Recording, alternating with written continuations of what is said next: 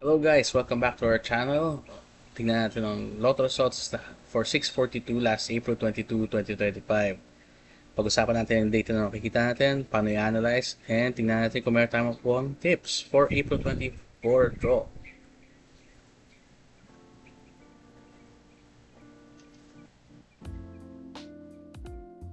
So ang jackpot price natin ngayon is 8,602,455 pesos. Ang correct predictions natin from previous analysis of previous draw is 1. Meron tayo 1 ball from bottom of ring numbers na nakuha. Equal low and high number distribution, hanggang tama din tayo. Majority even number distribution, tama din. And dalawang balls from large draw gap ang nakuha din. So ano ba ang mga results natin ngayon? Meron tayong 40, 13, 35, 36, 12, and 14. So pag-usapan natin ang data kung paano ba in-analyze yung mga yan. So sa top 10 occurring balls, number 19 pa rin ang namumuno, at sa bottom 10 occurring balls, number 28 pa rin ang nahuhuli. So etong mga to, matagal pa itong magbabago itong listahan na to para humabol ang mga nasa bottom 10 and para mag-slow down ang mga nasa top 10. Asahan natin ng number 19, matagal-tagal pang nandyan kasi ang layo ng lead niya sa number 4 na may 455 na yung appearance niya. Yung sumunod sa kanya 418 lang. So baka yung 19 sana, baka bumagal na siya soon. And yung number 28 naman is 352 times pa lang siya lumalabas, 387.57 ang average ball appearances. So tingnan natin dun sa draw natin ngayon, sino bang mga nandyan. So meron tayong number 13 na nasa bottom 10, and meron tayong number 12 na nasa top 10. So yung number 12 na yan, mukhang ayaw pa magpabagal, ayaw pa tumigil. So pakita pa siya pakita, kaya nga siya nasa top 10. Pero yung bottom 10 naman, si number 13, parang gusto naman humabot.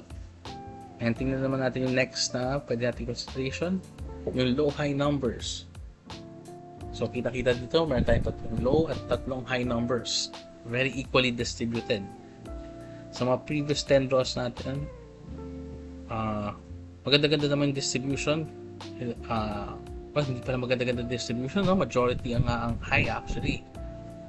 Tatlong majority high, isang majority low, at isang super majority low. Pero generally, mukhang mas marami ang high. Ay, hindi naman pala masasabing mas marami ang high, no? Kasi kung bibilangin mo nga naman kung ilan ang lumagpas sa gitna, tatlu-tatluhan lang naman. So, may possibility na equal lang din ang magiging draw sa next.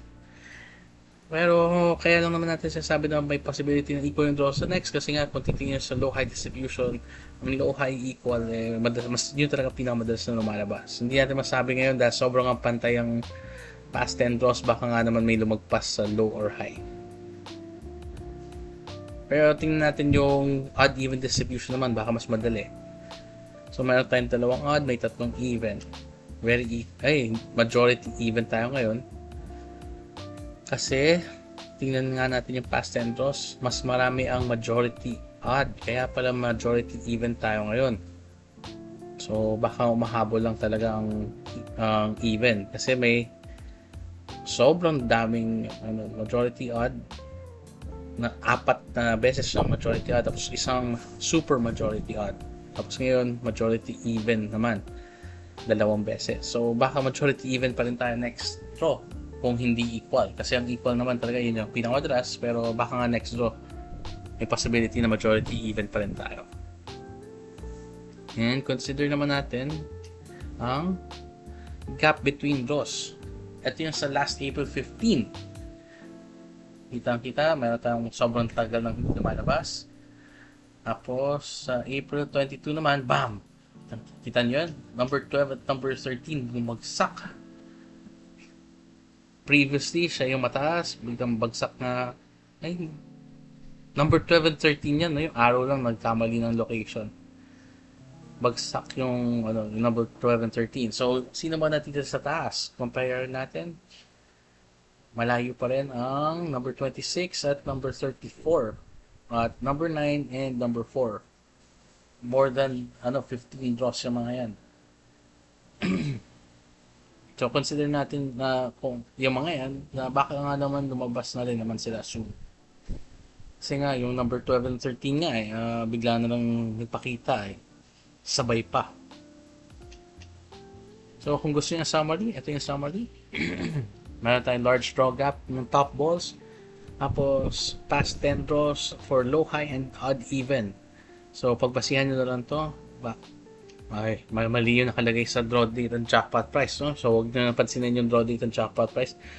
Para pagbasihan nyo na lang itong mga charts na to, kung tataya kayo for tonight's draw ng Super Lotto 642.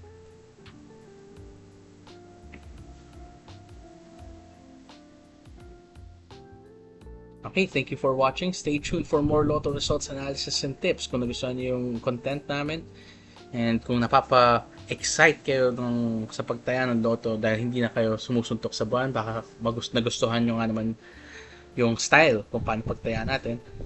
Don't forget to like, share, and subscribe. And by the way, meron din kaming Facebook channel na Lotto Scanner PH. You might like to visit that. Follow kayo doon para ma-updated kayo sa mga na-upload namin videos. Okay, thank you very much.